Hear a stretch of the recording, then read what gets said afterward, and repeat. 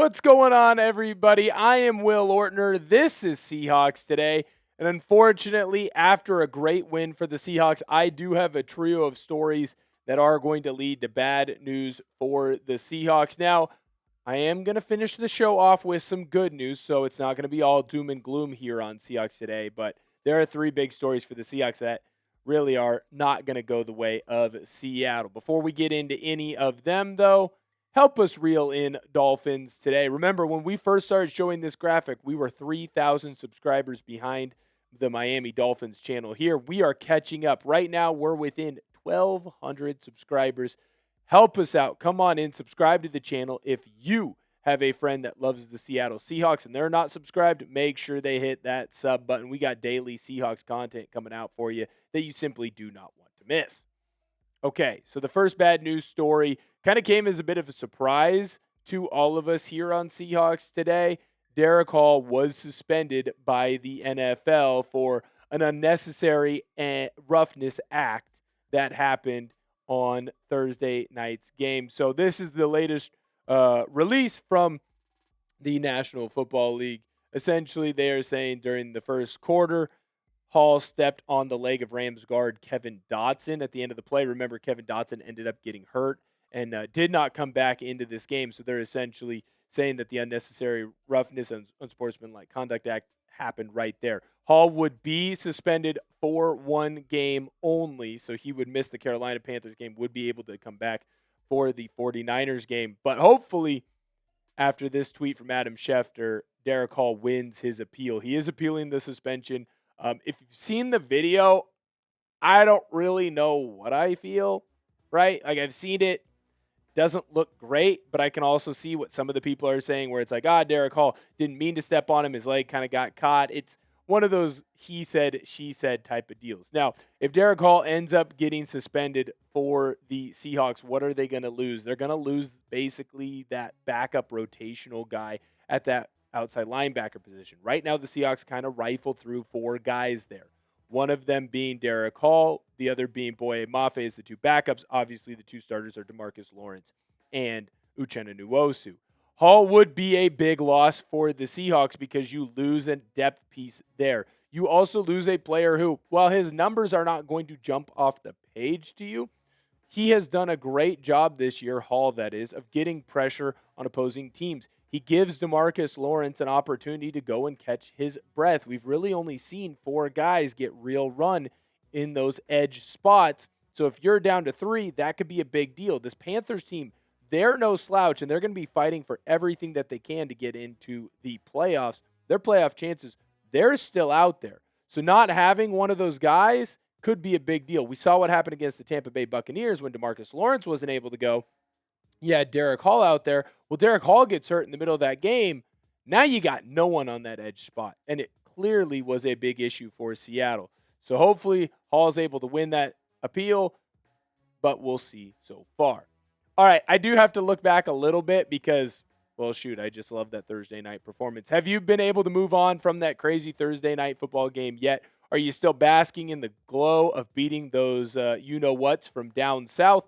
Or have you started looking at the Carolina Panthers game? Are you ready for a very difficult game I think that the Seahawks are going to have, traveling east to play an early game against a team that is better than people give them credit for? They are frisky. They did beat the Rams, and it is sandwiched in between two divisional games that could be for the one seed. Have you moved on yet? Type Y for yes, type N for no. The other bad news story that I want to get to, the middle one, this is probably the worst one, is that safety Coby Bryant, after leaving the game, we all saw that he was stuck down on the ground on Thursday night. He has a knee injury, and he did end up having to undergo an MRI. Now, Greg Bell had this to say, a great reporter on the Seahawks, kind of going through Coby Bryant and Riq Woolen's day on Friday. Now, Riq Woolen, we will get to him here in just a moment. That's what they call a tease here in the business. But both of them went in and had an MRI on their knees.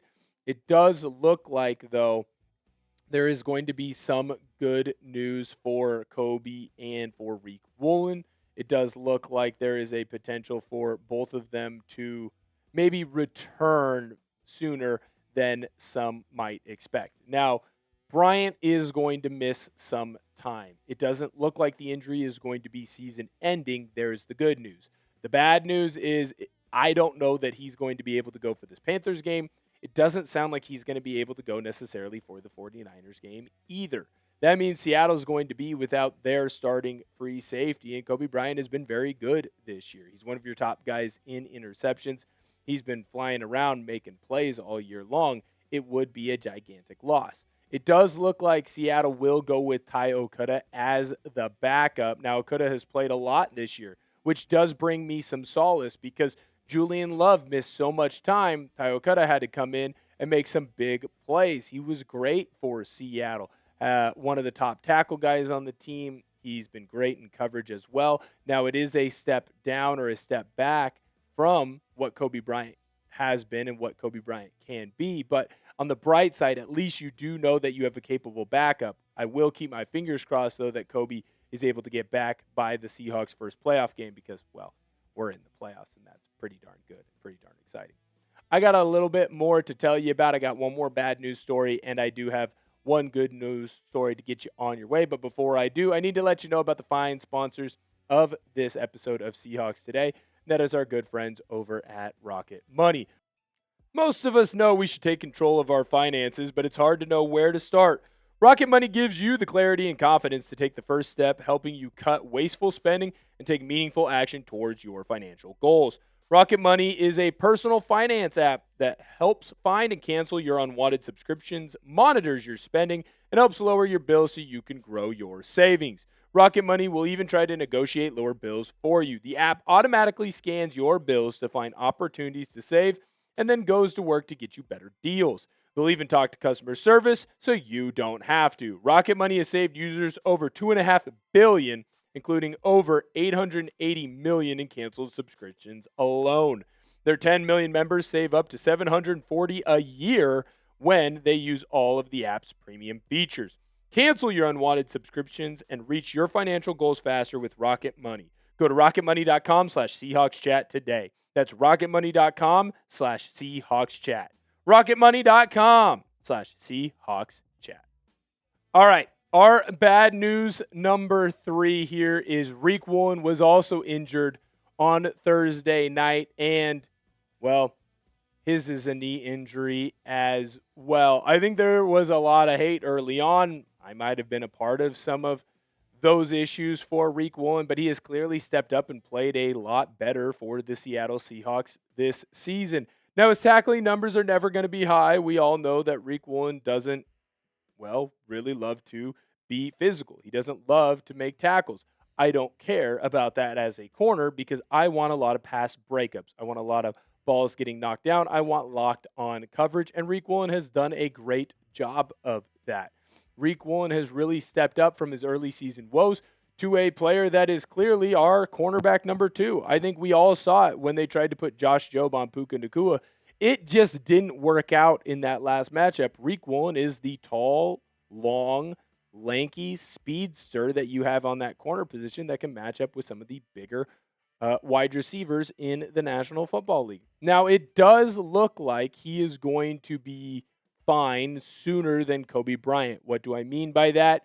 There was no real indication on if he would miss or be able to play for the Carolina Panthers game. Now, the bright side, we do have more than a few days before that game comes underway, still a week over until that game could even happen.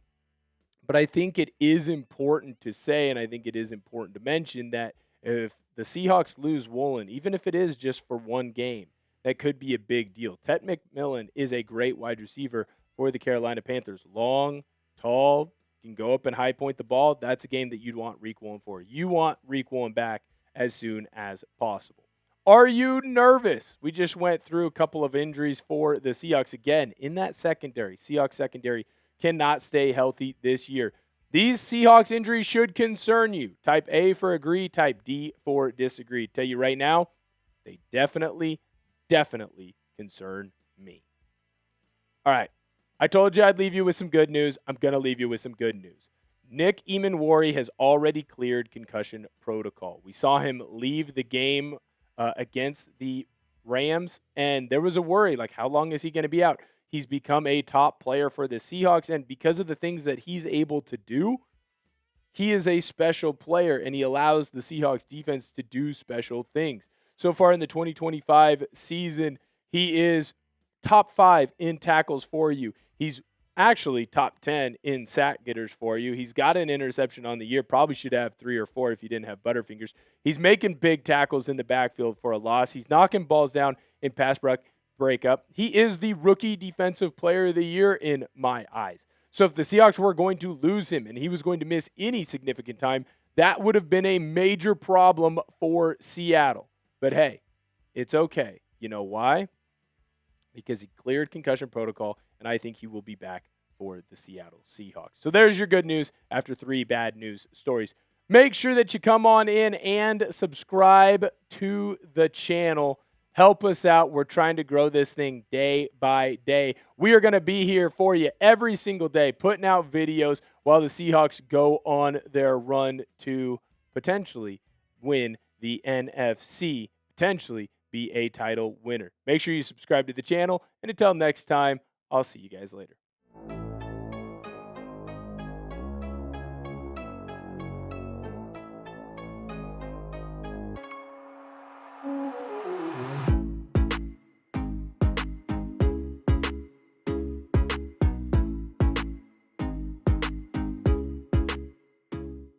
We'll cut that little piece.